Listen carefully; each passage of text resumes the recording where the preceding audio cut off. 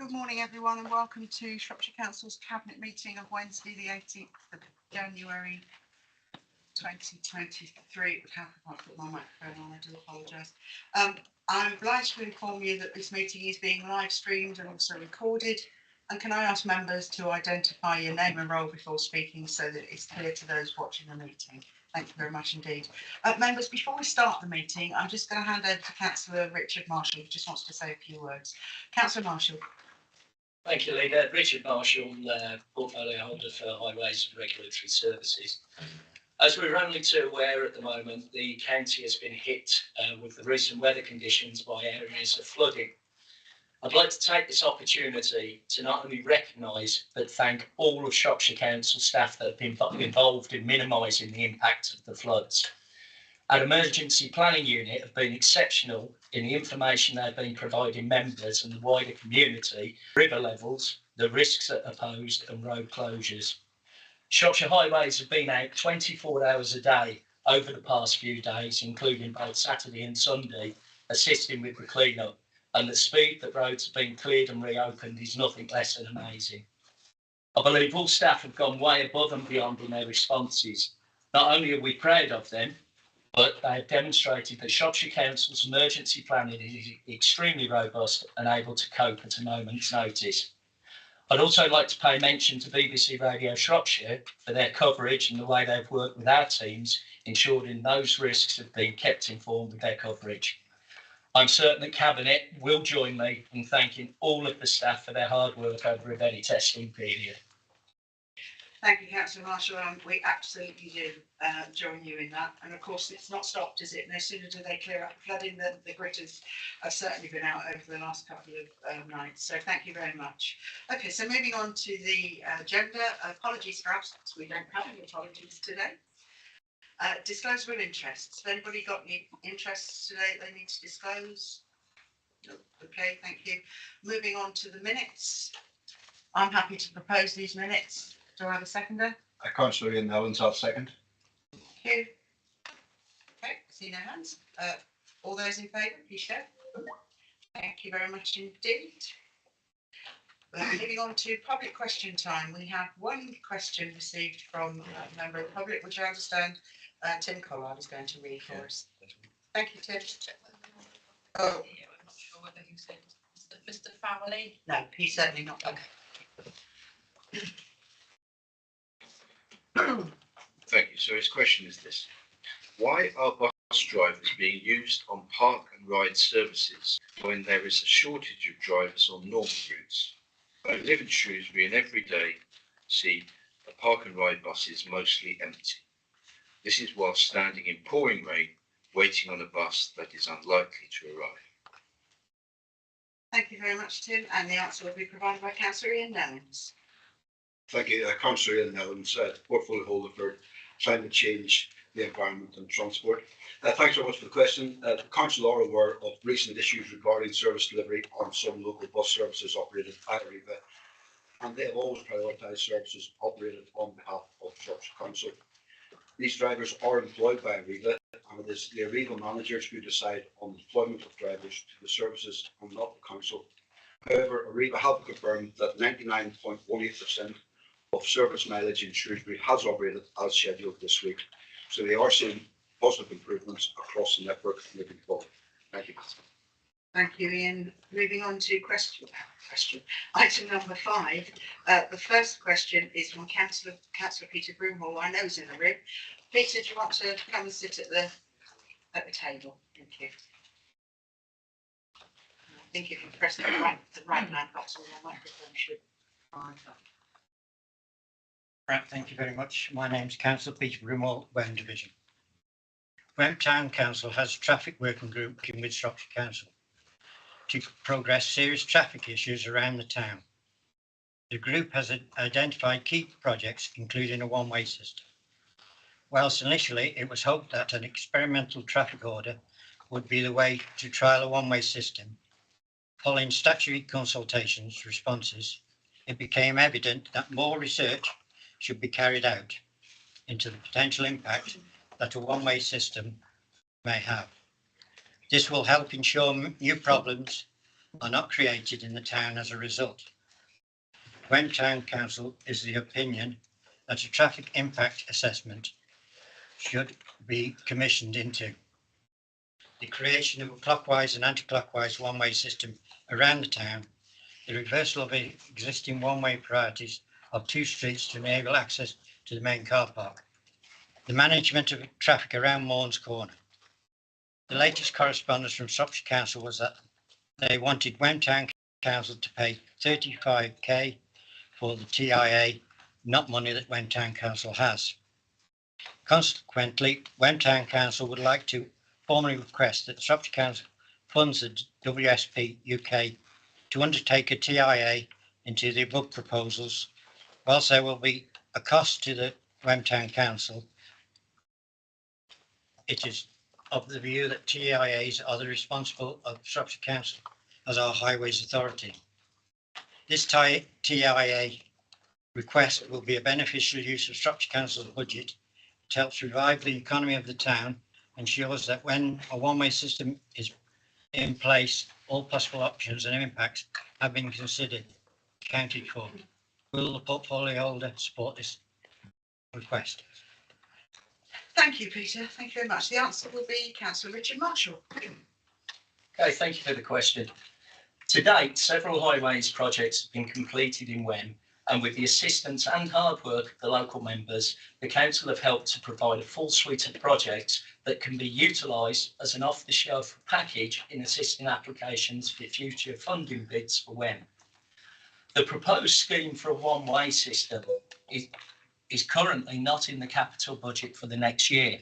So to spend council funds on a traffic impact assessment would not at this moment be the best use of the council's monies, as if and when the scheme was included in the forward capital budget, oh sorry, I didn't realise my mic had gone on, the TIA could potentially be out of date.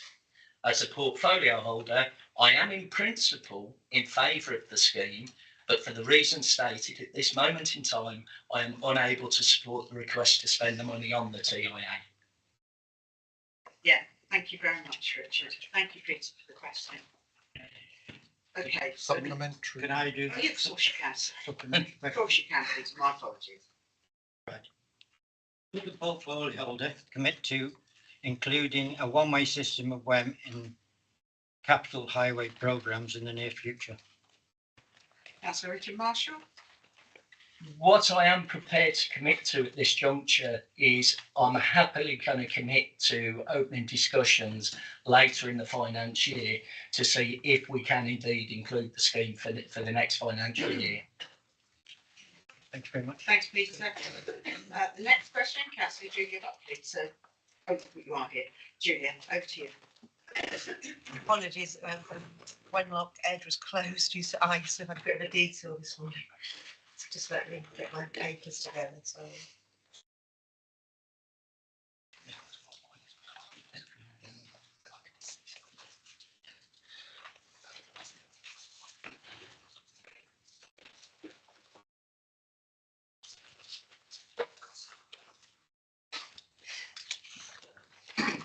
Thank you. Can the council's estate team please provide a list of the top 5 council-owned or leased buildings or assets based on their energy consumption or energy bills for each building by quarter over the last 12 months? What measures have been taken or are planned to reduce energy consumption in these buildings? Have any of these high energy use buildings been investigated, identified or ruled out so far for potential renewable energy creation projects? Thank you, Julia. Answer, Councillor Dean Carroll. Thank you, Leader. Councillor Dean Carroll, Portfolio Holder for Growth, Regeneration and Housing. Thank you for the question, Councillor Buckley. The top 5 Shropshire Council buildings in terms of energy usage costs are Shirehall, Theatre 7, Church Stretton Swimming Pool, Shrewsbury Castle, Gates Library and Shrewsbury Museum. The respective electricity and gas usage costs for the current financial year are on a table in the answer. I don't feel the need to read out that it will be attached to the minutes. Within the last 10 years, there has been a £10 million major restoration and refurbishment project to create Shrewsbury Museum and Art Gallery. This incorporated improvements, including building fabric and energy efficiency. There are particularly significant challenges to improving the energy and performance of historic buildings, including the museum and Shrewsbury Castle Gates Library. Both of these are listed buildings and in a conservation area. As such, they are restricted in the terms of any works that would unacceptably alter the character or appearance of the buildings. For instance, improvements to glazing and or the building facade is much more challenging.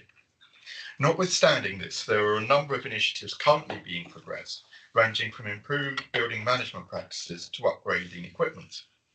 Shropshire Council continues to apply for funding as and when it becomes available, and has benefited from external monies to enhance sustainability and energy performance.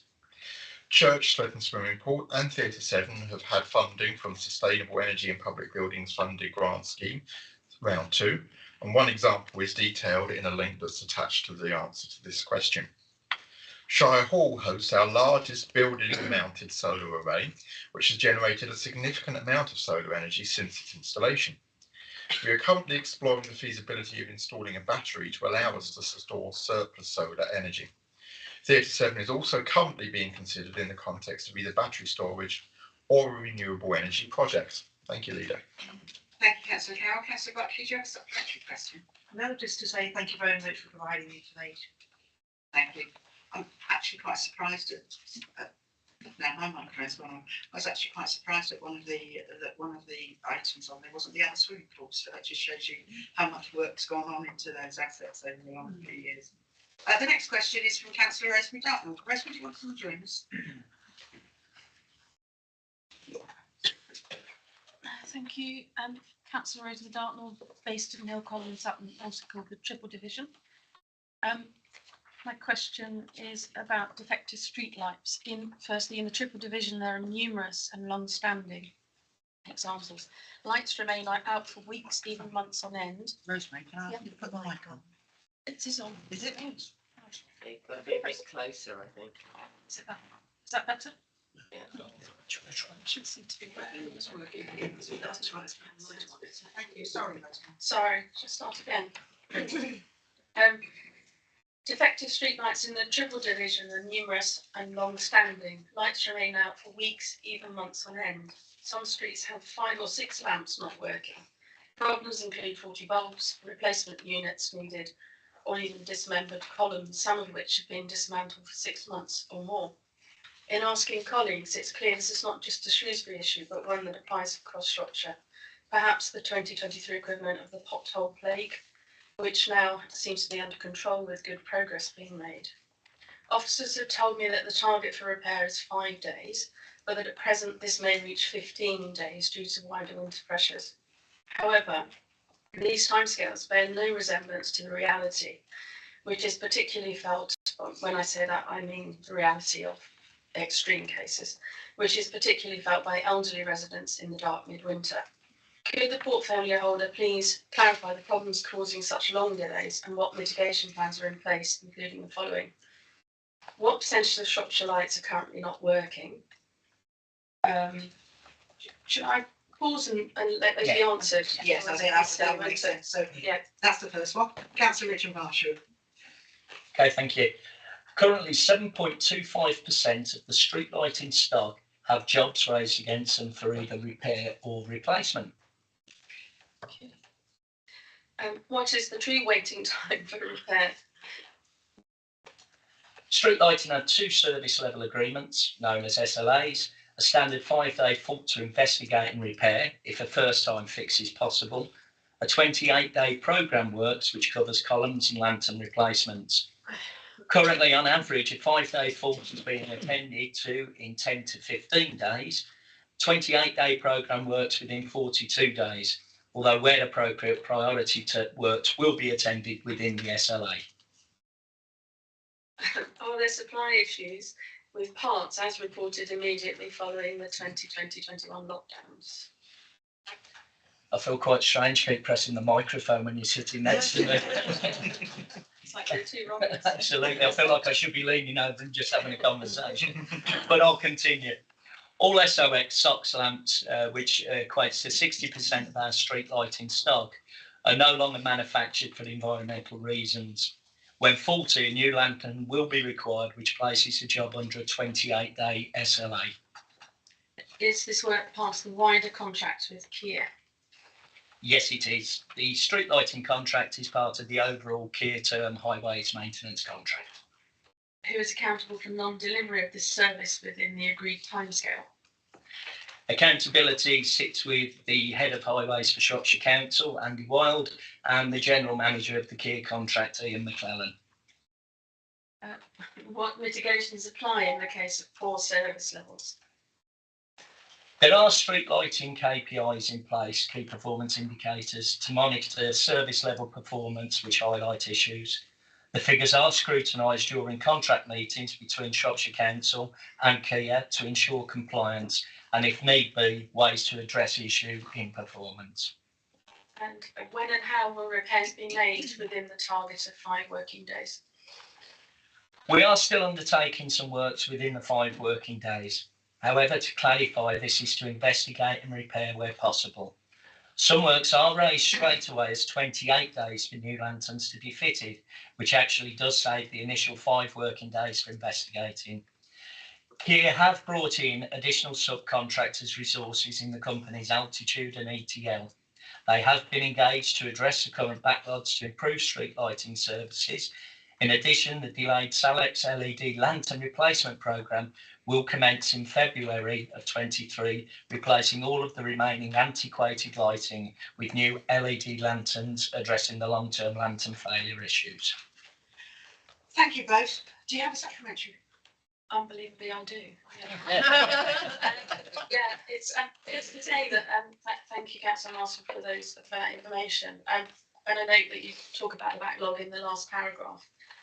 I've got several examples that I could easily quote of lampposts that have been out of order, dismantled more than 9 months ago. I've got one that was dismantled 9 months ago and replaced last Wednesday, so there's good news there. But you don't really talk about these outliers very much. I mean, obviously they're dramatic. And do you and officers accept that there are examples of streetlights remaining out of service for many months? How many are there? Are they growing in number? Do you know why that happens? Councillor Marshall. Yeah, as a service, we are acutely aware of the backlogs, and there's been, to say the least, robust conversations between ourselves and Kia. Not only am I a portfolio holder, but I'm also a local member, and in my own division, I also suffer delays in street lighting. So it is something that is in the fore of our minds to be working at. I haven't got the specific numbers in front of me, but I'll certainly get those for you and email those across. But be reassured, it is something that we are on, and I have regular conversations with the head of highways and Kias to see where we are addressing the backlogs. I do feel comfortable with the extra resources Kia have now brought on, that we will start to see those backlogs coming back. And as you said with the potholes, and I'm really pleased that you noticed the improvements within the pothole services, it was a similar process. There was backlogs, but through the hard work, effort and commitment of both Shropshire Council Highways and Kia, we've managed to pull that back, and I can assure you we'll be doing the same with street lights as well. Thank you. Thank you very much. Thank you, Rosemary. Thank you, Richard.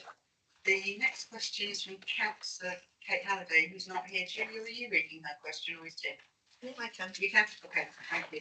So this comes from Councillor Kate Halliday. This autumn, residents and myself put in multiple requests to have the roads and pavements in Bellevue swept following the autumn leaf fall. Unfortunately, to my knowledge, there are no roads or pavements swept before New Year, despite repeated requests. The issue of leaf debris is of great concern for a number of reasons, including Colon experiences flooding, and the drains are becoming blocked as the leaves have not been swept, and this will increase the flooding risk.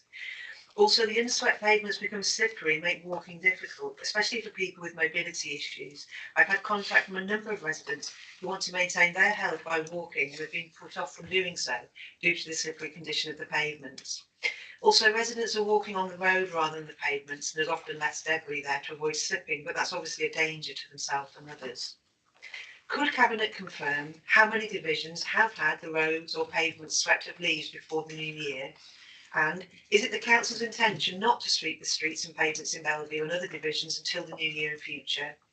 And when can residents expect all the streets and pavements to be swept of leaves in Bellevue? And what is the completion date for sweeping the autumn leaf fall for the county? Thank you, Julia. The answer will be provided by Councillor Ian Lellens. Thank you, Councillor Ian Lellens, portfolio holder for climate change, the environment and transport. With respect to street sweeping activity, every autumn priority is given to the clearance of leaves from affected areas. Sweepers are deployed to prioritise leaf falling sweeping works from week commencing Monday the 24th October 2022 and is ongoing. A sweeper will have attended to undertake leaf clearance work to affected areas, streets as identified in each division, including streets in Bellevue Ward or Bellevue Division, on at least one occasion before the new year. It is not always possible for a sweeper to clean streets thoroughly on each visit, particularly so if they encounter obstructions such as constantly parked cars. Streets in Bellevue Ward or Bellevue Division where high levels of on-street parking have prevented full cleaning at the time of attendance are also revisited. Keeping streets clear of leaves during the leaf fall season is a massive undertaking, a task made more difficult this year by the climatic extremes which created a brief false autumn earlier in the season than normal. This has had the effect of extending the period within which we would normally expect leaf fall clearance work to be completed. With this in mind, the subject of completing demands, i.e. post-flood clean-up works, etc., we would envisage completion of most affected areas by the end of January, early February. Thank you. Thank you, Ian. I guess if Kate's got a supplementary, she can. I can ask it. Oh, she sent it to you, she. Oh, right, okay. So for the areas where leaves are not swept due to the reasons set out, will additional gully clearance be added to the schedule to avoid blockage? Councillor Ian Lellens? Again, we'll get officers to give you a full answer on that, but gully clear, I mean, there are across the area, there's thousands of gullies which do need, and it takes time to get to.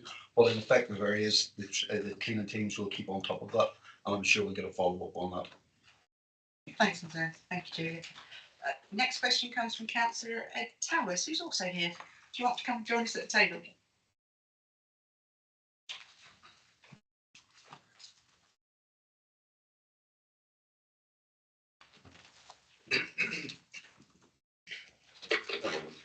Councillor Towers, when we're on Wixel.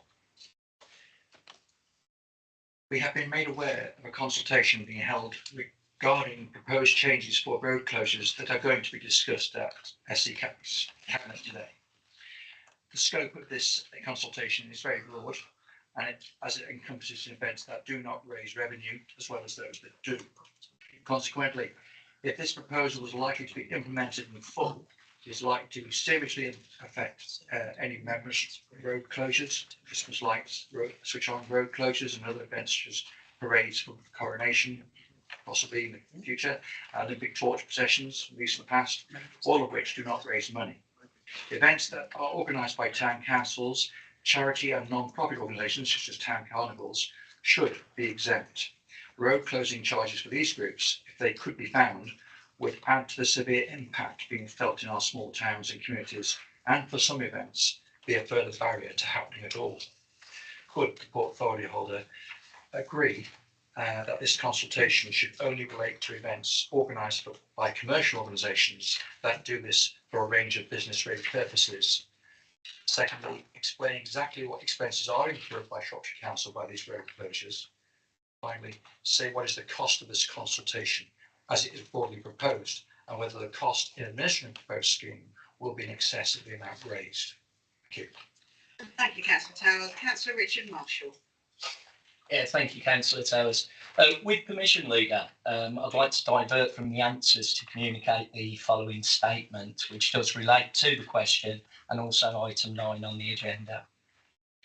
In June 2022, the Place Overview Committee, chaired by Councillor Joyce Barrow, identified that the council were paying for temporary traffic regulation for road closures for commercial enterprises requiring such road closures. These charges actually range from somewhere in the region of £100 to, in some cases, multiple £1,000s of cost to the council in officers' times and associated administration costs, dependent on the complexities of the closures, the amount of people attending, and the span and time span of the closures themselves. Now, this was an excellent piece of work by the Place Overview Committee, that recommended in 7.2 of their report that the council's costs should be recovered from commercial organisations, but not from not-for-profit events such as charity events and some community-led events. Now, I'm extremely grateful for the hard work and how thorough the officers have been in compiling the report. They have in the report highlighted indicative costs for all events, which in reality goes a lot further than the original recommendations by the Place Overview Committee. Now, I know there are 3 members of the Cabinet that actually served in the armed forces, myself included, and also a lot of the rest of the Cabinet have family members who served in the military. With that said, Remembrance Day is an extremely important day in our calendars. In discussions with my colleagues on Cabinet, we are all in total and unanimous agreement that we would never think of charging for road closures associated with Remembrance Day parades, nor indeed for charity or any not-for-profit community events. With that in mind, and to save any uncertainty or concern of community groups, and I know some has been created, I would ask for the approval of the Chair for me not to present the report in its current format today, but for me to liaise with officers to ask for a fresh report to come back to Cabinet that more accurately reflects the requirements of the Place Overview Committee recommendations. Thank you, Councillor Marshall. So I am happy to agree that we don't take this report today. I think for it to go out to consultation in its current situation would be very difficult. So rather than do that, if with the agreement of my fellow Cabinet members, I'd like to actually not take that report today. There was no point, Councillor Towers, us going through answering your question and then doing it later on. So I hope you will accept that this is the way forward. Having said that, do you have a supplementary question? Sorry. Just thank you that reason seems to have taken hold. Thank you. I should add that reason was never not there, but that's a whole nother story. Thank you very much, Councillor Towers. Okay, so that takes us on to the main body of the agenda. So again, with Cabinet's agreement, because item number 6 relates directly to item number 7, with Cabinet's agreement, I think we can take the 2 items together. Otherwise, we're going to hear a lot of information from Councillor Claire Wild, and then we're going to be repeating it with Councillor William Butler. So to save that, if I have your agreement, and I'm not seeing any heads shaking, so we will move swiftly on to item number 7, but include item number 6 within that. And Councillor Claire Wild is joining us. So if we start then with Councillor William Butler, over to you. Thank you, Leader. Councillor William Butler, Portfolio Holder for Finance and Corporate Resources. There are 2 key elements to this report. One is the process, and the other is the alternatives, which were discussed at length last week at Performance Management Scrutiny Committee.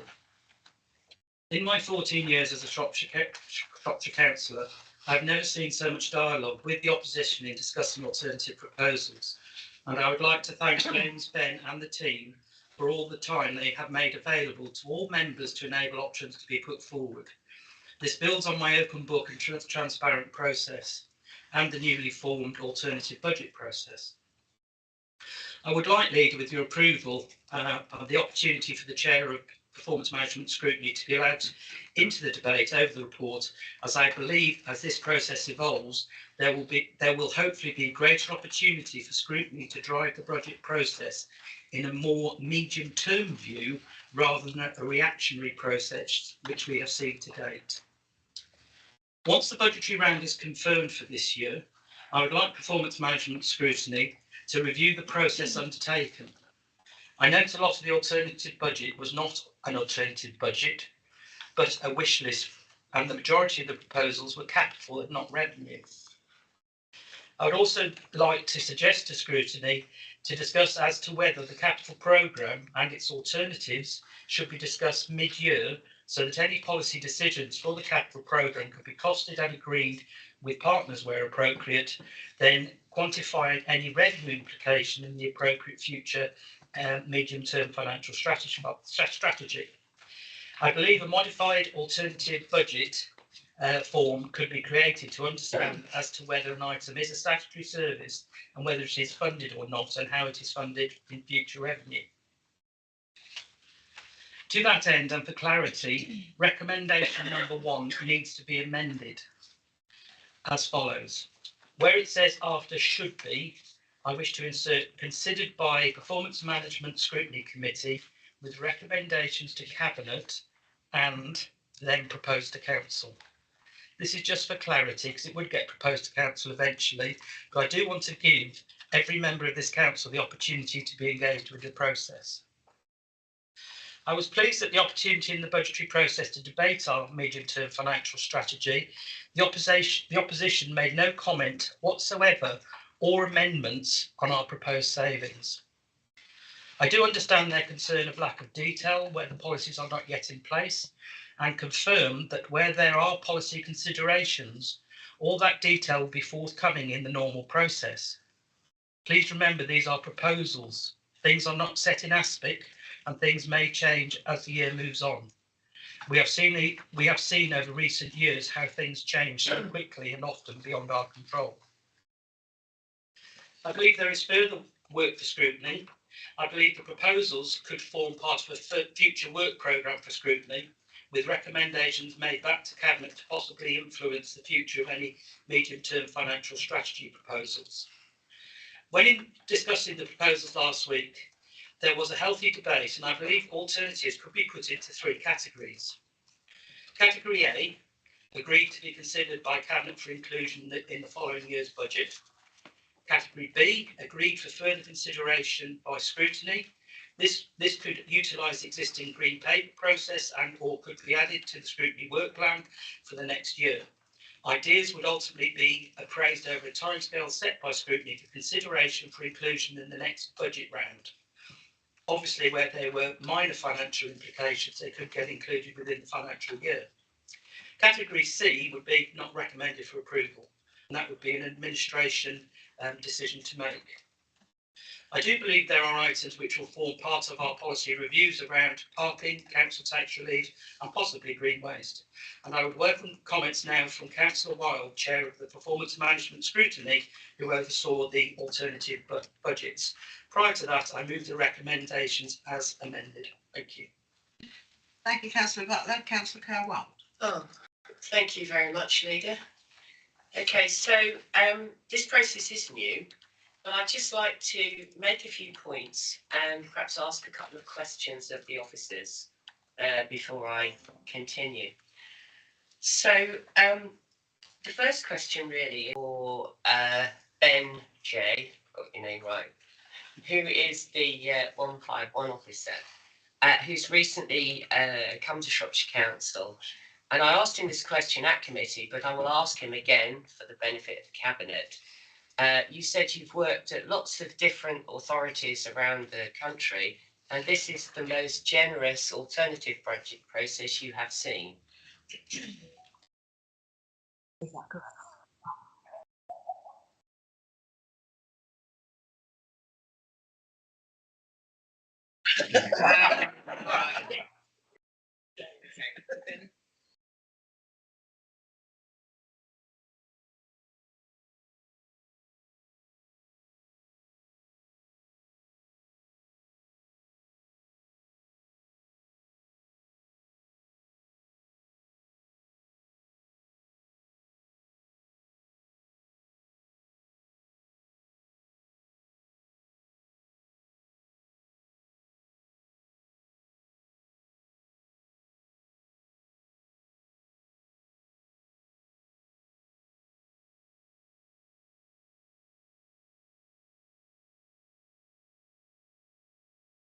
Working with between opposition groups and the Cabinet as well to do that. So yes, I would agree absolutely. That is what I said, Councillor, in the meeting, and happy to repeat that for this meeting.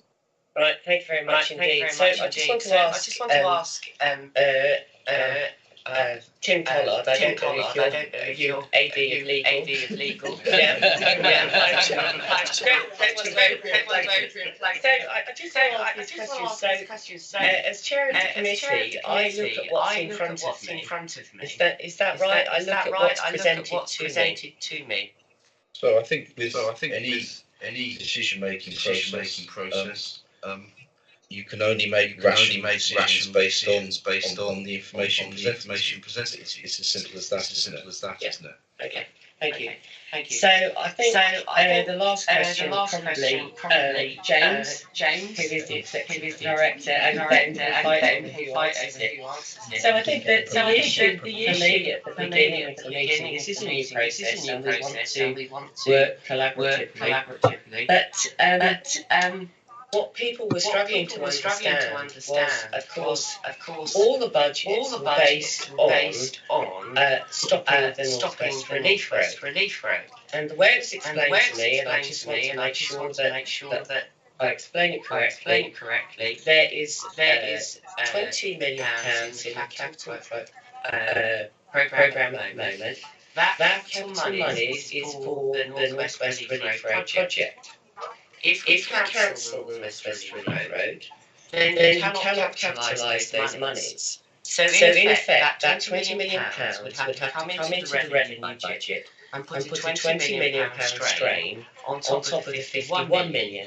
Now that was explained, I believe, to all the different groups that are doing the alternative budget.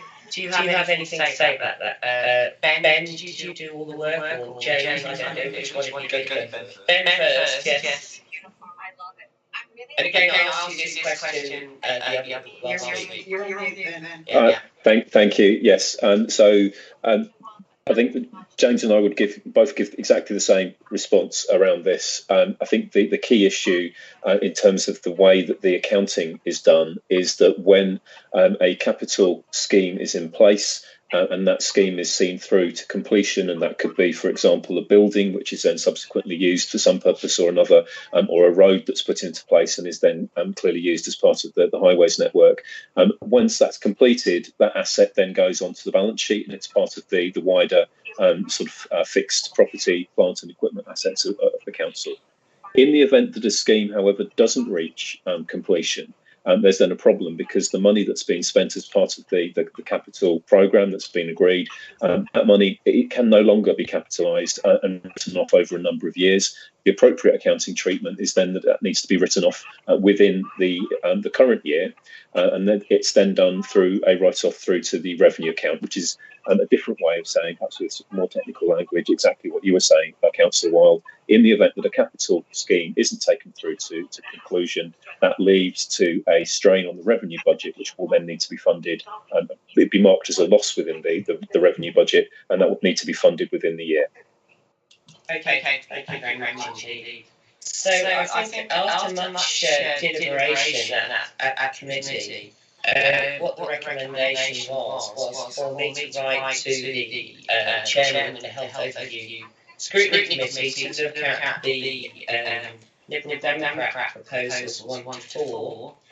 And I also suggested that the Labour proposals 3, 4 and 5 and the Green proposals 3 and 5 are actually sent to the relevant scrutiny committees to have a look at and come back with much more detail. So I will leave it there for now and wait and see if anybody else has any other questions. Thank you. Just because I'm aware that not everybody will know what those numbers refer to. Certainly the first 4 that Councillor Wild mentioned were regarding some of the health facilities in the county, and I can't remember off the top of my head what 3, 4s and 5s were, but I'm sure we can discuss those going forward. I think from my perspective that two lots of thank yous. I do want to thank the opposition leaders for taking part in this process. I think it has been extremely useful.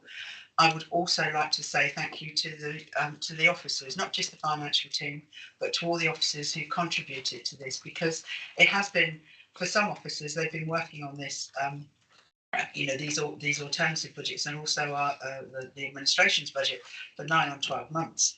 So, there has been a significant amount of work gone into this, and it is a new process, and I'm sure as we go forward, we will, tweak the situation. I suppose from my perspective, the situation is as follows. When I've been involved in alternative budgets in the past, alternative budgets have been exactly that. Opposition groups, one or many, depending on where I've been, have actually put forward a an alternative budget with the same financial envelope, but an alternative budget. I suppose I was quite taken aback in this situation that actually the administration budget had remained not largely, completely untouched, and that the opposition budgets, all three, relied on a sum of money that actually isn't available. And as we just heard, even if that sum of money was available, and we cancelled the situation, the money would have to be a pressure on the revenue grant. So that sum of £20 million, that magic £20 million, is actually not available. And it's not available for two reasons. One, it's not available because if we cancel the North West Relief Road, it goes into the revenue budget as a pressure. But perhaps more importantly, it relies on the cancellation of the North West Relief Road. And this council at the moment, and I foresee no reason why it should, cancel the North West Relief Road. So in a sense, the alternative budgets put forward by the opposition do not stack up financially. So having said that, I think there were some, firstly I should say that some of the ideas actually from all three opposition groups that put forward budgets actually contain some things that we were already in our scheme anyway, so we will be taking those forward. There were also some good ideas, which, as Councillor Wilde has said, we will be taking forward to scrutiny to get further information to actually look at it, because with some of them there were no proper costings with it, and we accept that because you need more information. And then there were some items that, as Councillor Butler said, we just won't be taking forward. So in a sense, the alternative budgets fall into those three categories, as Councillor Butler said. Those that we're already doing as part of the of our own administration's budget, those that we're taking to scrutiny, and those that we won't be taking forward. And that, to me, fits in with that recommendation that we have in front of us. Now, I'm sure that my colleagues to the left will want to have their say in this, but I hope that that makes our position quite clear. So, Councillor Roger Evans. Thank you, Chairman. And I thank both Councillor Ward and Councillor Butler, and I'd like to take away Councillor Butler's comments there to look at, not necessarily study in depth, but just to actually see it, because it sounds as though we can move forward that way. I would take issue about the budgets being based on cancellation of the North West Relief Road. The North West Relief Road is, as far as we knew, up till about a month ago, just a capital project, which could be financed, if necessary, from an alternative capital project that could be there. And I myself was amazed to see that it had to go into the revenue account. That's the first time I've ever known. I sit on the audit committee, and last February we looked at the risk factors for Shropshire Council. The North West Relief Road was not mentioned. I will be asking the audit committee to look at that and the risk that the North West Relief Road did not go ahead, because it had great financial problems for this council if it goes into the revenue, because as I see it, there's not enough money in the revenue budget to actually pay for it. So it may be a 114, and to put this council in that position of spending £20 million capital, which could finish up in the revenue side without any planning permission, without any up-to-date business plan, seems to me foolhardy. So I'll put that to one side, because I don't want that to dominate today, because I think the audit committee, and I sit on it, would want to have a look at that and the risk that this council is in concerning that project. Councillor Evans, can I just stop you there, because I think Councillor Carroll wants to just come in on that. So I'd like to come in on that one specific point that you've raised around the North West Relief Road and the funding for it, and the seeming lack of understanding about how it is being funded, and the implications of cancelling the project. I do take issue with the fact that you said that you didn't understand until a month ago that cancelling the North West Relief Road would have a direct impact on Shropshire Council's finances, because I distinctly remember at last year's budget setting council meeting, when alternative budgets of a fashion were brought forward, and that proposed cancelling the North West Relief Road. I went into a great deal of detail in that meeting, explaining the financial implications for the council of cancelling the North West Relief Road. Now, you use the term Section 114 notice quite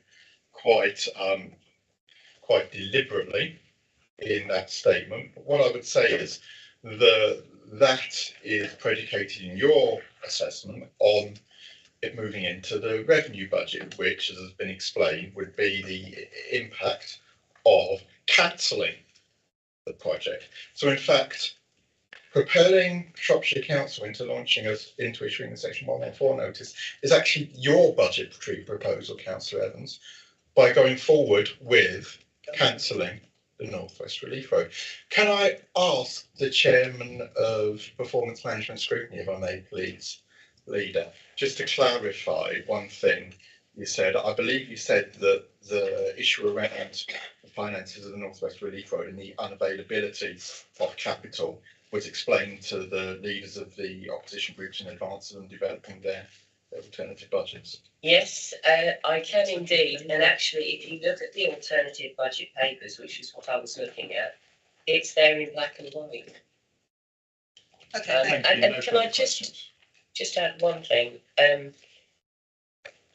I just want to thank James Morton and Ben Jay for all their hard work. James has been with us a long time and has got extensive knowledge of the council, extensive knowledge of how everything works.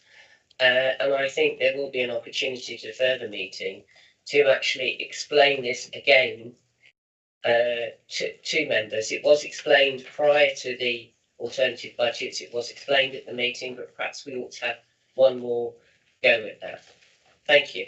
thank you. Sorry, Roger, to interrupt, but I thought it was. Well, yeah, if I can, Chairman, and I think Councillor Buckley wants to come in as well. Yeah. But I can well remember sitting in the college in London Road last February at the budget setting there, and I can remember, and it'll be recorded, so I can check it up, and I will check it up later, when the North West Relief Road cancellation was proposed by one of my colleagues, I think, and the answer that came back was the Oxon Relief Road would provide sufficient capital to offset the cost of the North West Relief Road at that time. But I don't want to progress it anymore. It's there, and I can remember that conversation because that's where the basic that the money from the Oxon Road could have been used to balance it. I'm told now it can't, and that is new. I think the important thing here is, Councillor Evans, is that what we're discussing is the cancellation of the North West Relief Road funding all of the alternative budgets. And as I said earlier on, we are not looking to cancel the project. So in a sense, it really doesn't matter. We are not looking to cancel that project. So therefore, those funds are not available. Can I just come in on this issue? Would that be okay? Sure. So we raised two issues about the North West Relief Road. The first one is, of the £20 million spent so far, because the Oxon Relief has been merged with the North West Relief Road, 7 million of the money spent so far was specifically on the Oxon Relief, and 13.9 was on the North West Relief Road. We were asked to put forward an alternative budget. So if we were running the council, what would we do? We would not go ahead with the North West Relief Road, and we would capitalise the Oxon Relief Road work. But Roger Evans' point is perhaps more than 7 million could be capitalised, but at least 7 could. That's the first question. The second question, which we repeatedly ask, is this: that we feel that you, the administration, have the same problem with the £20 million spent so far that we have, because until and unless you secure planning permission, you also cannot capitalise the £20 million. But a lot of discussion here about us not understanding how the funding works. Mark Barrow kindly sent me a copy of the only legal letter you have with the Department for Transport over the road. You don't have a contract. This is the only letter you have, a 2-page letter. I'm going to read you some excerpts. Councillor Buckley, can I stop you actually? Because once again, this is predicated. We don't have the issue that you will do because we are not planning to cancel the North West Relief Road project. We are moving forward to gain planning permission. Therefore, we do not have that problem. The only time we have that problem is if we cancel that project. Actually, the letter from your funder states until you've secured legal and statutory powers, they will not enter into a contract with you, which gives you the funding. Well, that's So, standard practice, that is Councillor Buckley. exactly. So, in the words of your funder, until and unless you secure planning permission, you do not have funding for the road. And further, any funding above and beyond the cap of 54 million, of the total project 71 million, falls. No further funding will be provided by the department. Shropshire Council is solely responsible Councillor for meeting Buckley, any we have expenditure had this above and beyond. conversation for the last two, well, I can't remember how many times we've had this same conversation now. This is irrelevant in terms of these alternative budget proposals, because at the in fact, actually, I'm almost tempted to say I'm going to move the recommendations, because I think if this is entirely predicated on something that isn't happening. So Well, hasn't yet happened. Until you have your planning permission, you have the same uncertainty over that 20 yeah, million. I'm sorry, Councillor Evans, perhaps this is the last comment actually on this, and I'm just going to move to the recommendations. Yeah. I wanted to move away from this, and it is subject that I think there will be a number of debates in the coming weeks and months. Yeah. But it is capital, and if one looks at the alternative budgets, it's in the capital one and it appears in the revenue. If we take the North West Relief Road out, there's still some capital projects that are in my budget, and I think the other budgets, and a little bit of revenue expenditure in them. In the budget that my group put forward, it shows as a revenue cost of £850,000. Nothing to do with the subject we just talked about. I would dispute £750,000 of that, because that would not occur in 23-24.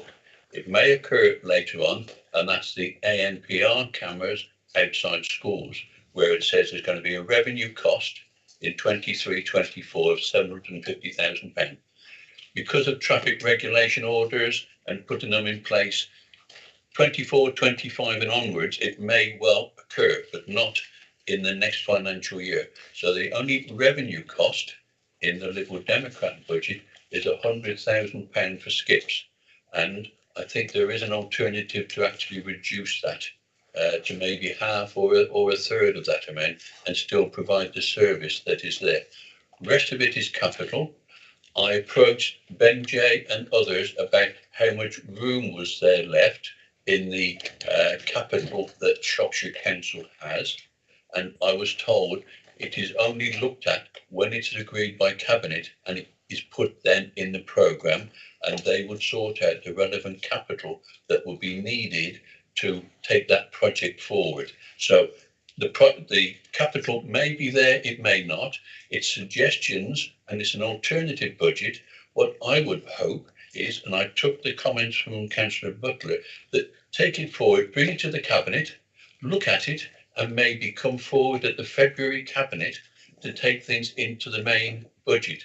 And I would think that's perfectly possible with some of the items, maybe not all, and it's a Cabinet and to take it forward. But let's have a look at the February budget just prior to when the council does it, when there's more information. We are looking at Cabinet, Councillor Evans, we are looking at the capital programme anyway. Yeah, I'm not sure that it will be for the February budget, but it will be the capital programme. So it is an alternatives which we put forward for all the other items there, which I would hope could be taken forward, or signified it's going to be investigated, but hopefully it's some new ideas, maybe building on some that the Cabinet has already, but it is said as a positive measure that we could work together to deliver it.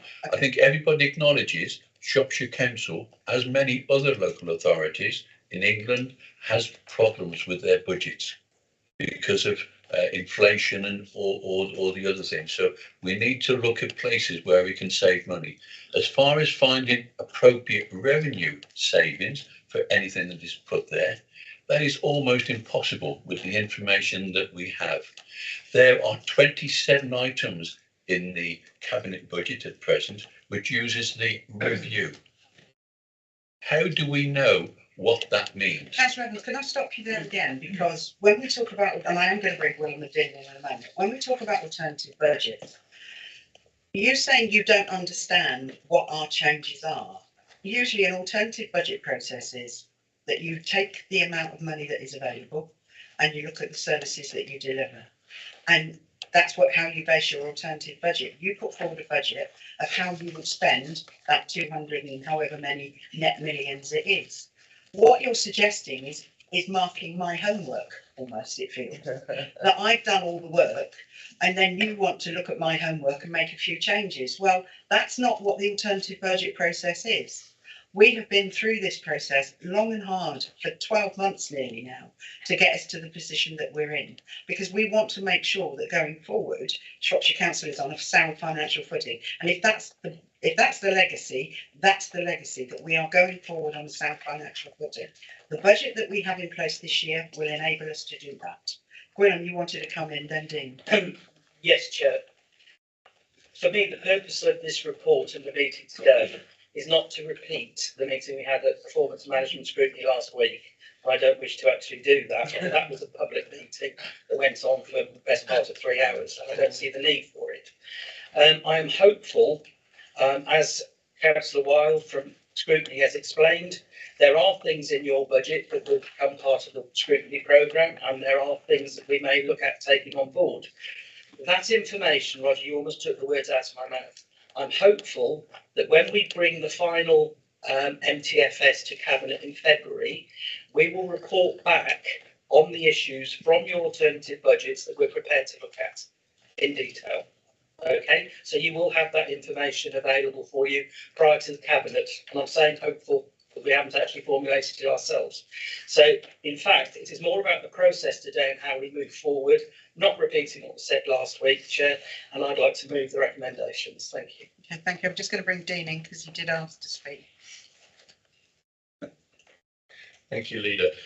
As on the issue of the capital programme, the capital budget, there will be headroom in capital budgets. More likely than not, I would imagine that most of that would be funded through borrowing, because we have borrowing headroom, do we not? So we absolutely have headroom in the capital budget, but through borrowing. So the question would be, how would you fund the borrowing? Because that, although it's a capital project, that borrowing has a revenue implication and a revenue cost. So how would you fund that borrowing? And my final question is, did you actually understand the process before you embarked upon it? Thank you, Councillor Cowan. I think we've done this debate today. Yeah, I move the vote. Sorry, Chairman, can I say, yes, I do understand the process. I'm amazed to get that sort of question from Councillor Carroll. Okay, Please treat us with the dignity that we are also saying to the Cabinet. Councillor Buckley. Yeah, just a couple of things.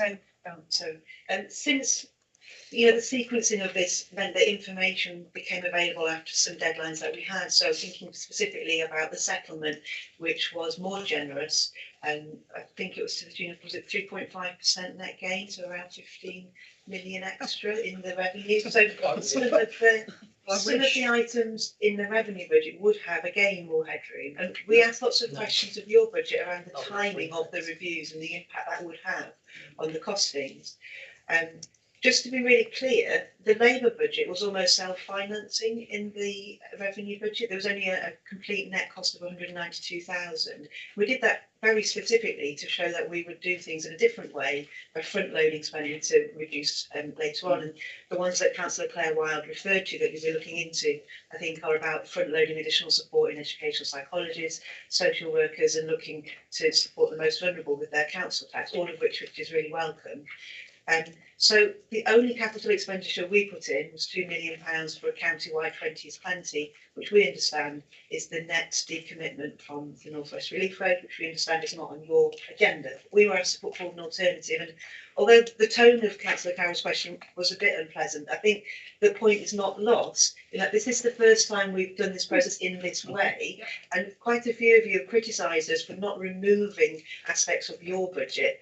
We felt that we were asked to put forward our alternative budget, not to revise yours. And so I think that's really clear. We imagine there will be a separate process for critiquing the administration's budget, and we are putting forward our alternative, including the title. So I do think There are lessons to be learned about how we nuance this process.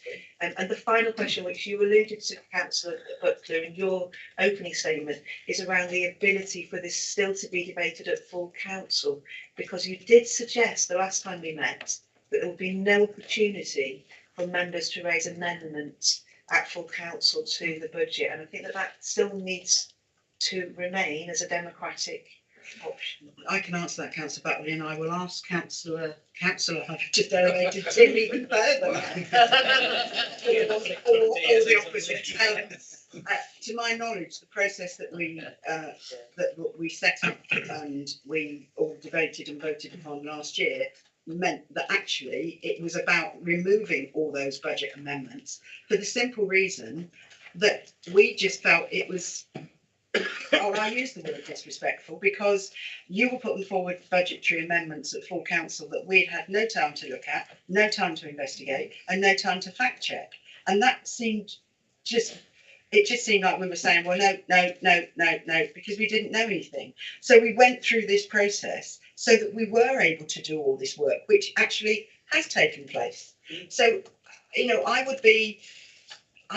suppose I would question why you would then make further amendments to the budget that you had the opportunity to make amendments to as part of the process and chose not to do so, unless, and I will say this, unless it is entirely for political gain, a political comment, because I see no other reason to do it, because we've given you all the opportunities to make these changes and you haven't taken them. I have a really simple answer, if I may.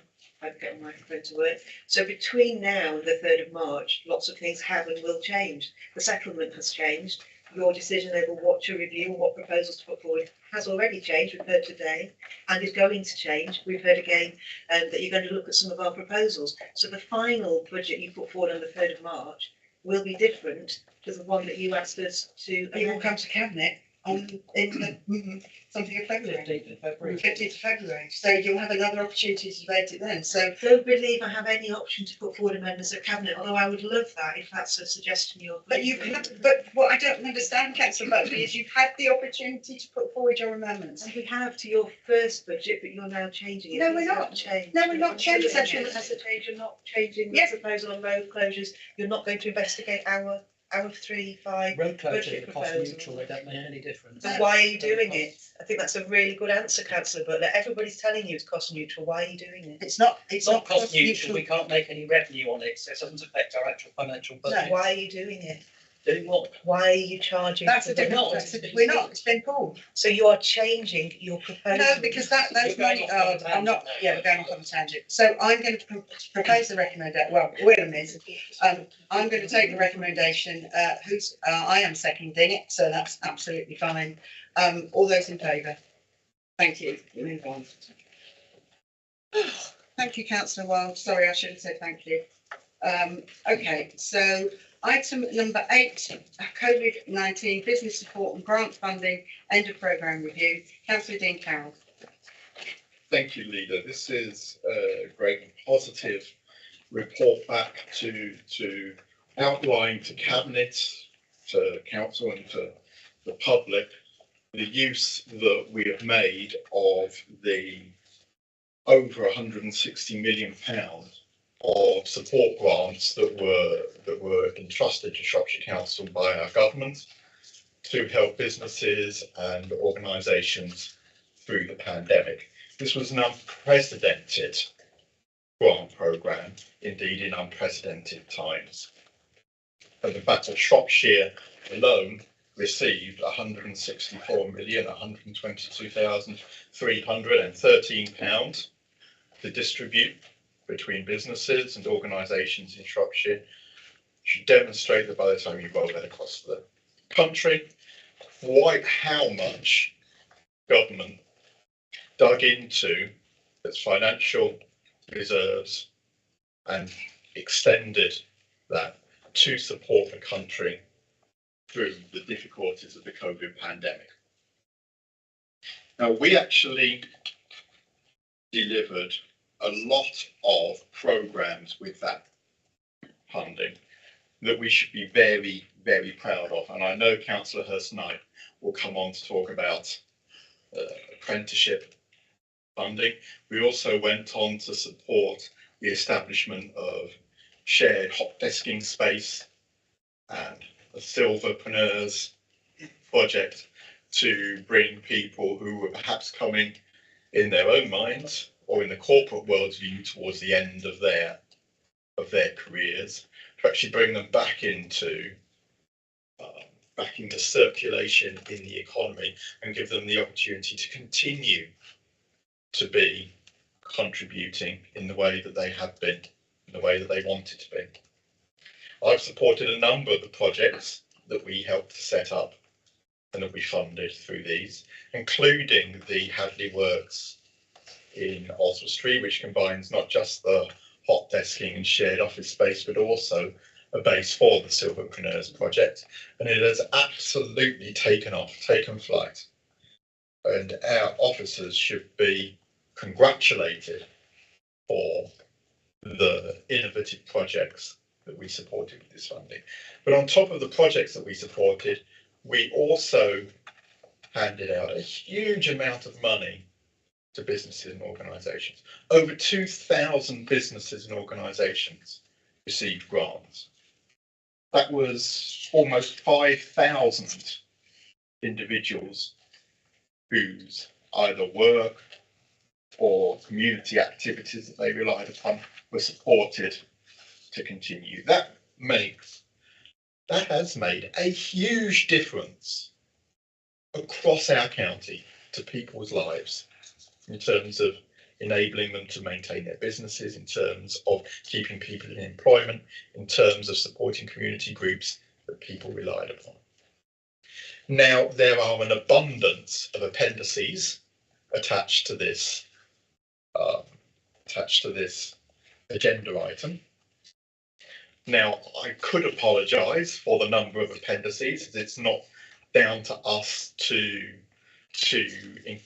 decide what information we include. Government has asked that we include information on everything that we have done with this money.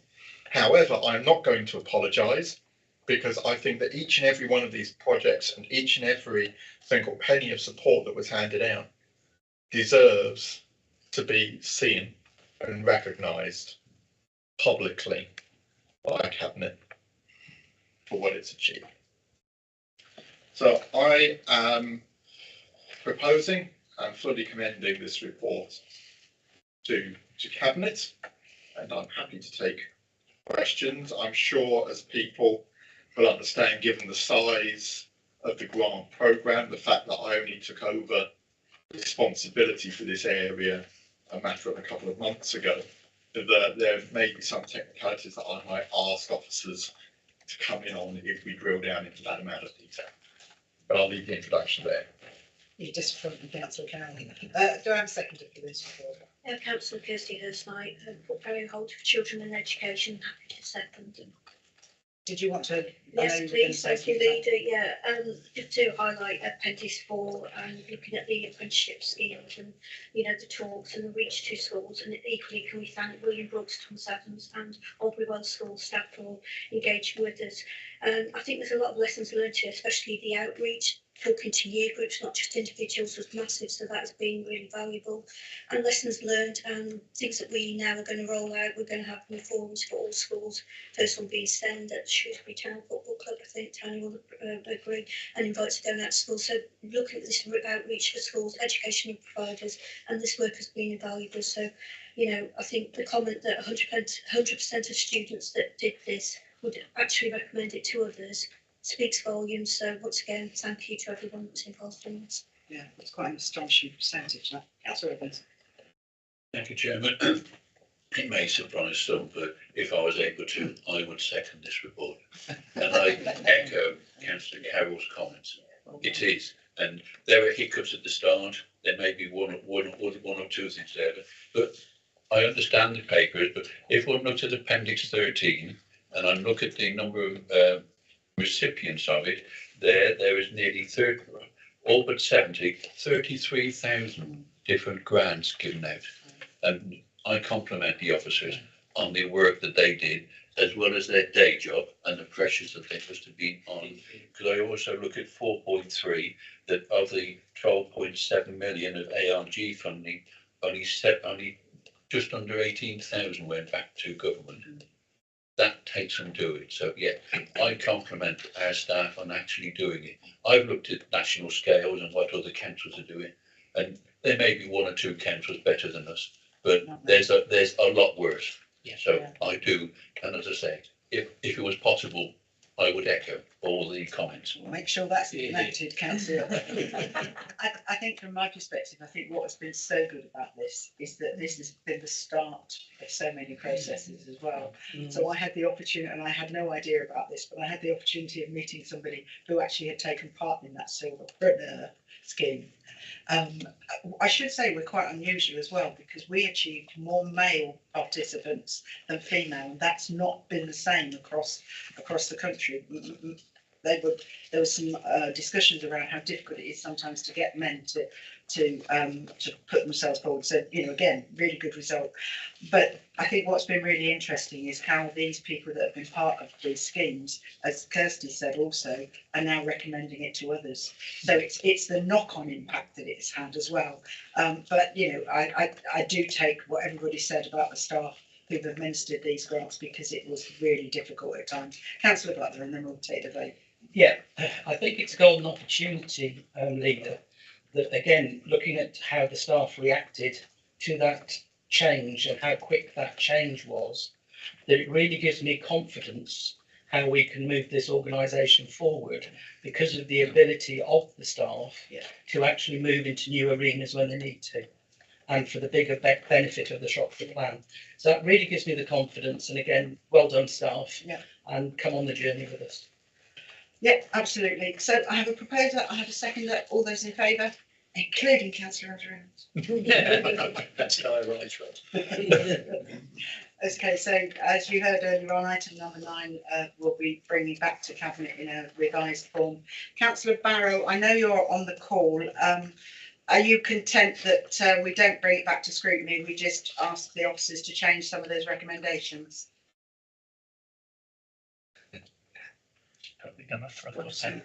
In that case, I'll take that as a yes.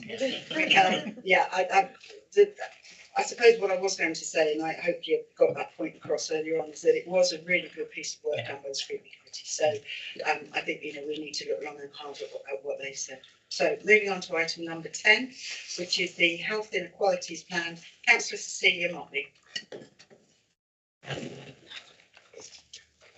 Thank you very much, Leader. Yes, it is working, I think.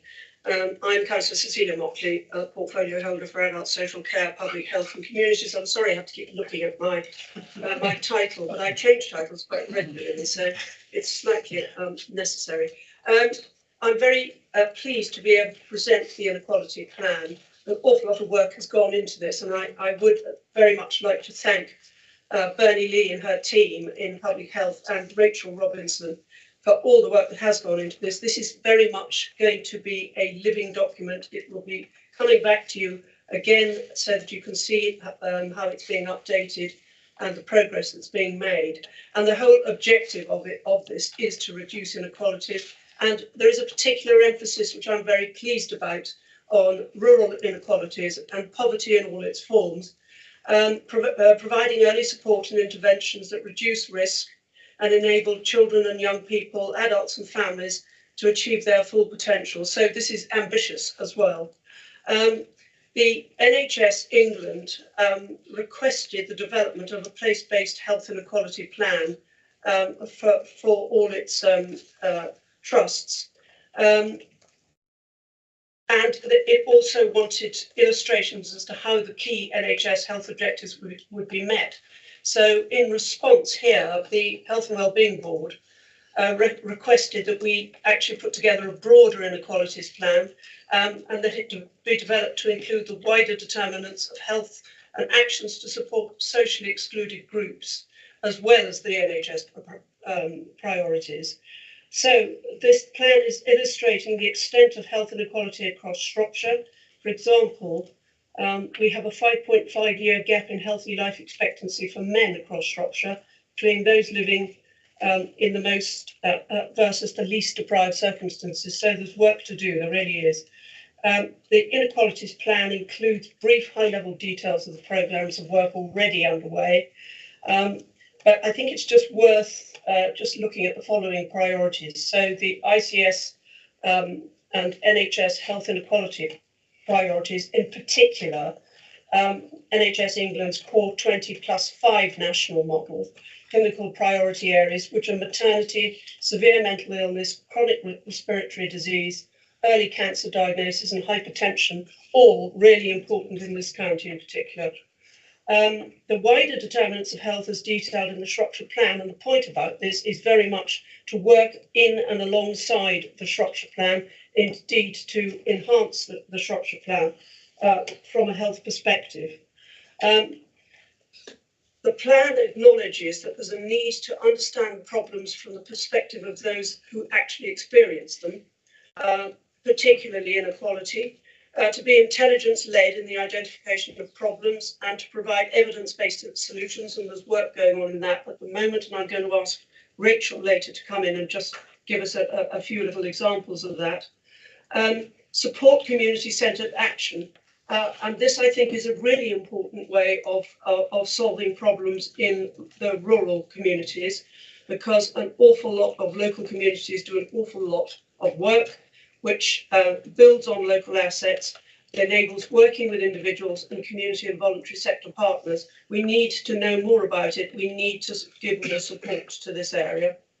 Be based on equitable targeting of resources and built on place-based collaboration and co-production. So there are various gaps that have been identified to date and actions required. One of them is to reduce smoking rates. We need more comprehensive action to do this. We need to meet the needs of the LGBTQ community across the life course, and we need reference to the accessible information standard. We've also been closely monitoring action in the following key areas. First of all, the cost of living crisis, which is very much current at the moment. The social task force, which is being chaired by Gwilym Butler and set up by Rachel Robinson, has been doing fantastic work as far as this is concerned, and I'm sure you will know all about it and will have distributed the information around your divisions. That's been a really important piece of work and continues.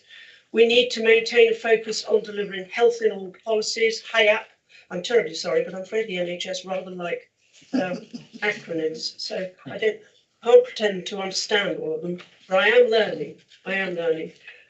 We're strengthening early intervention and prevention offer for children, young people and families, prevention through the support of healthy lifestyles. That's really important. And that includes making the environment in which people live more conducive to good health, and considering the specific needs of those with disabilities, and also delivery of the NHS plan so that we meet those 5 clinical areas of focus which I mentioned earlier. So just going to the areas of particular importance, I think I've already covered quite a lot of this. There is something called proportionate universalism, which basically provides evidence that health inequalities present across a social gradient, with those in the most deprived areas having the worst health outcomes, and I think we're well aware of that, but we need to work hard on that. And basically what we need to do is apply resources across the population according to need. And just returning to rurality, which I can never leave alone for very long, because of the rural nature of Shropshire, there are definite impacts on inequalities and on health and on access to healthcare services.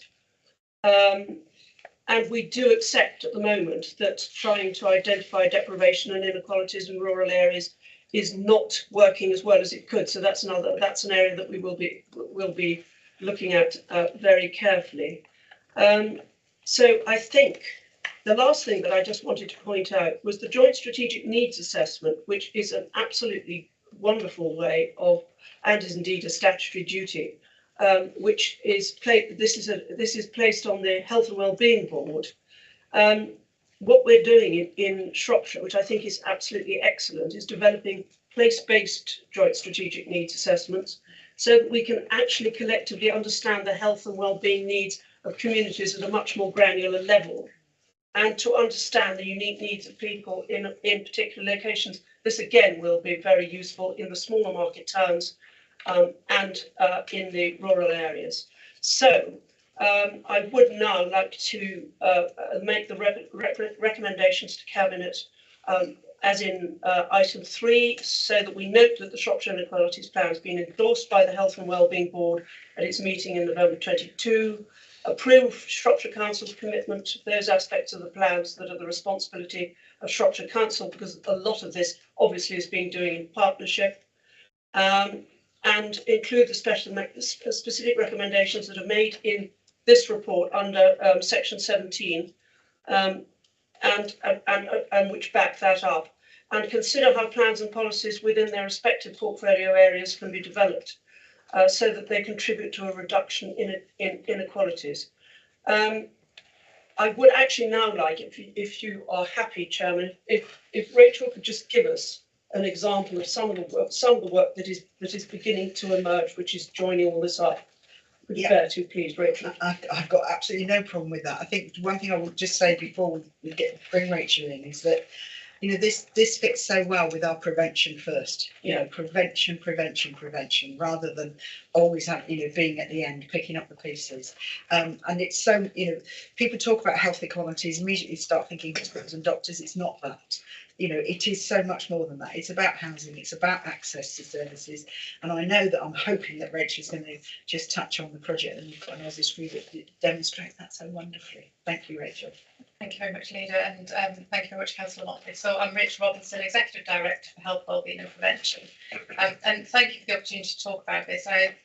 This is the first of our priorities on our Shropshire Plan. It's an important priority for the NHS, and this plan really demonstrates all the work that we are already doing and the more that we want to do to address inequalities in its wide sense in Shropshire with a Shropshire twist. And I could talk forever and give examples. I could talk about the vaccination programme and the way that we have addressed that in Shropshire, not only to deliver a universal programme, but then we targeted those in greatest need, and that is still recognised, and we're still outperforming many of our partners in terms of reaching out to some of those groups in terms of deprivation, but also targeted groups within our population who have lower uptake, and that Bob the Bus is still going very strong. There's a model that we're building on for our healthcare provision across as we go forward. It'll be picked up within our integrated care plans.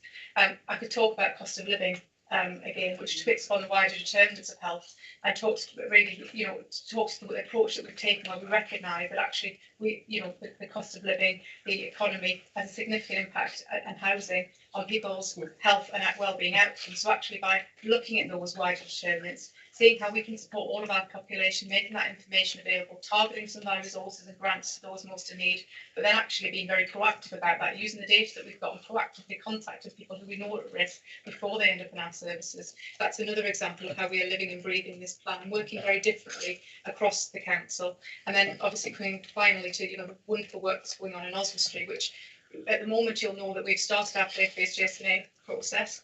We've collated some information, we've worked on some work in Hyde, but in Oswestry we're undertaking that work at the moment. We've collected a range of data and information that we've brought together, but we're talking to all local stakeholders. I think there's been about 350 interviews so far with local residents, talking to key stakeholders in the area, including local members, including MP, including businesses and GPs and others, to understand the needs of that population. And what we're showing is that the needs actually that we're pulling through, we're of one voice really in terms of mental health and children and young people's needs and transport and access to health services. So with that work, one of the things that we've been doing is working very closely to integrate our services much better. We've lost a lot of that through the pandemic. We've lost that in the way that we've worked through service provision, but by bringing together our teams and our practitioners, focusing on children and young people, understanding what their key kind of issues are, and bringing together practitioners across health, social care, we've also other practitioners in housing and others, as well as building our community and voluntary sector and re-establishing those links and building much more strongly the links between those organisations. We are able to start addressing our children and young people's needs and their families' needs much earlier, and we're already seeing the impact of that in terms of referrals into the complex services and better outcomes, most importantly for our staff and for our families. So, and that just again shows how we've used our information, targeted our resources to address needs of people in a much wider way. And it doesn't need the same approach for everybody, take that different approach, but trying to improve everybody's health, but improve the health of those with the poor outcomes faster. And so just a few examples there. Yeah, no, thank you, Rachel. I think that's the thing, and it won't be a one size fits all. And that's in a sense, that's the beauty of this, is that we know that. We know it's not worked in the past, so now we're actually doing something about it. Okay, so I have a proposal. Kirsty, you were seconded. Do you want to speak on it? Yeah, just I think everything's been covered. Again, reiterate the comments. Thank you, Bernie, and thank you, Rachel, and the team for everything that's been done. Collaborative working. I said a member of the Health and Wellbeing Board as well. I have opportunity to discuss and share, and really start to work together. I think that's been really welcome, and I've already met with the Holyoak team for school and that. So it's really important to see that things are changing. And thank you to everything that you've done and also doing. I think that's really important, that the collaborative work and the positive partnerships.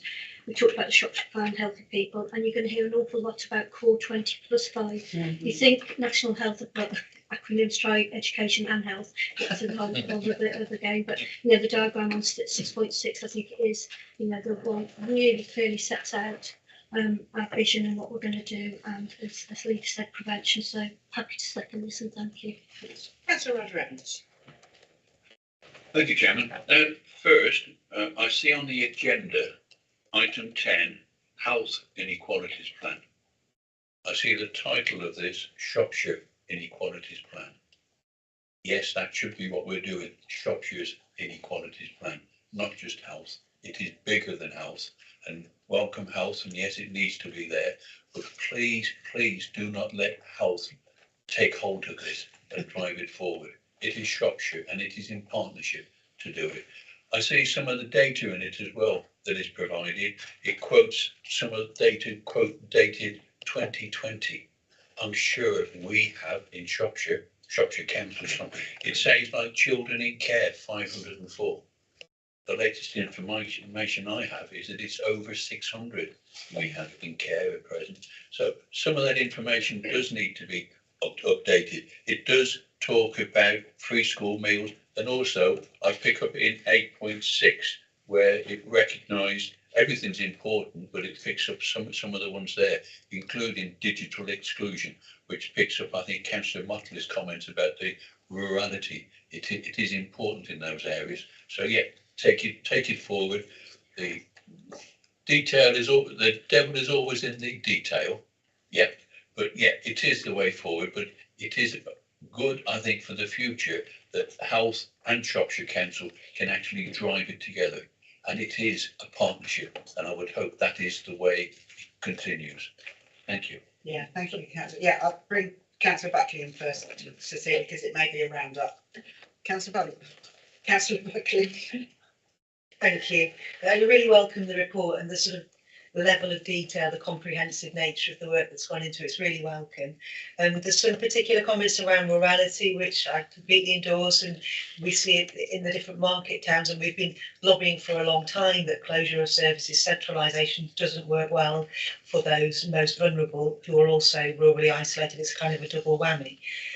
So I think that the content of the report is excellent. I welcome it. I have a couple of worries. One thing that I'm worrying about is that there's no budget force behind it, and so some of your proposals or joint suggestions would require an additional upfront budgetary investment in order to get those savings or front load those services.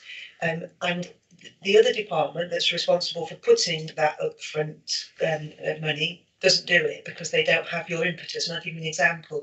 In the morality section, you talk about distance to access employment, gainful employment, and how rurally isolated communities, young people and all people, are challenged on how they access employment if they can't access them because of where they live. So obviously public transport has a role to play there. And public transport in recent years in Shropshire has been radically reduced. I'm constantly contacted by college students who can't access their A-levels, who change what they study because they can't afford afford to pay the bus, that physically can't get to work, that can't commute. It's a problem, it's a real problem. And I recall that one of the Green Party's alternative budget proposals was that the council could put some money into additional bus services that would join up towns, you know, people living in one town to another market town to enable them to access gainful employment. So you've got, the theory is here that if people in rural areas could access work, their lives would improve and as a knock-on effect their health. The gap there is the gap of public transport, which isn't directly the responsibility of this authority, but we could do something about that. But it's not something that this administration is going to put money in. So that's an example of how the theory doesn't come with the budgetary help to make the other department do what they should do. And then my second worry is some of the excellent examples that you've given about front-loading early intervention. And I love the one about the speech therapy for early years kids, so that that's a good example actually of proportional universalism. So you're making sure the teacher for the whole of the 3 and 4 year olds can deliver that speech and language, because quite a lot of them have got an issue. And that's excellent. Those examples where we've basically put more resource in at the front to avoid paying later, that's excellent. But in this administration's budget proposals, they're not going to replace anybody who leaves their job. So vacancies, they're going to save £1 million per department by deleting vacant posts. So what happens when the vacant post is the teacher has just been trained to do the speech and language therapy? You know, what happens when the budgetary decisions take away the front loading that you've gone to great efforts to put in? Those are my 2 words. Thank you, Councillor Buckley. Councillor Motley.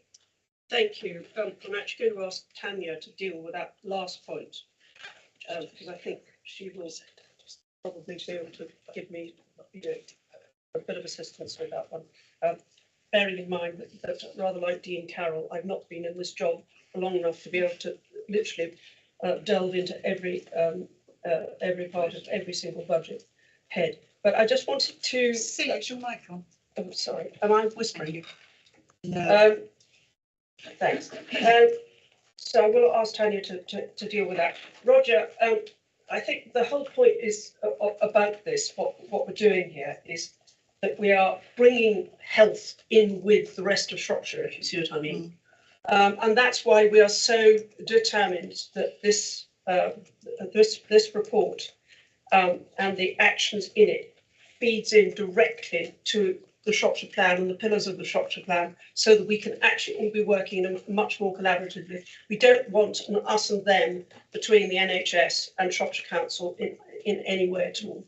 And this is a very good way, I think, of demonstrating that the problems that are being identified here are problems which need to be covered by everybody, and not just one part of health, or indeed one service of the council.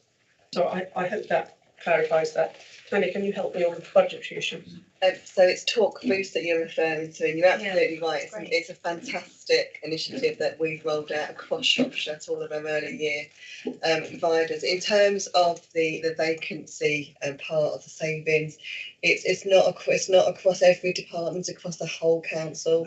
And so for each directorate, we will make a decision based on need in terms of whether or not we might delay filling a post or filling a post in a different way. It's not specifically saying there's a freeze against all posts. It's be up to every directorate to decide how we fill those posts, perhaps in a different way. But in terms of the Talk Boost, it's fantastic. And for anyone listening, if you've not heard about it, please get in touch with us. Could I just ask a supplementary? That's really helpful, Tanya. Do you mean that it's a subjective choice as to which post to fill, or is it that some are mandatory and some are not mandatory? Or Well, clearly there are some statutory posts within the organisation. So if I take social workers, for example, I need to have children's social workers visiting children, and so for those posts they will need to be filled. There might be posts within other directorates we'll be doing things differently with. And I think, just if I can, just picking up on Julia's first concern around this is all very well and good, but other departments aren't actually following this through. Actually, if there's one thing that this does do, it brings the whole council together. And I absolutely take Roger's point about that this is the Shropshire Health Plan, because it's not, and this is, I guess back to what I said just now, it's not just about health. People just think health means doctors and hospitals. That's, you know, health has a much, much broader remit than that. So, you know, I think for me, I'm constantly finding positives to come out of the ICS. I'm constantly finding positives that is going to help the council move forward with our Shropshire plan. And actually, this document fits so well with the Shropshire plan. So I'm really pleased that we've got it this far, and it is a phenomenal piece of work, Rachel. I've already said that to you, and I know there's a lot of work. It will be a living document, Roger, so we will update it as and when, but obviously there had to be a point in time, I guess. I have a proposer. I have a seconder. All those in favour? Thank you very much indeed. Okay, moving on to item number 11, which is the exclusion of the press and public. I am happy to propose that. Do I have a seconder? Councillor Nellens, I second that. Thank you. I will just wait until I'm given the all clear from the IT department and say goodbye, Rob.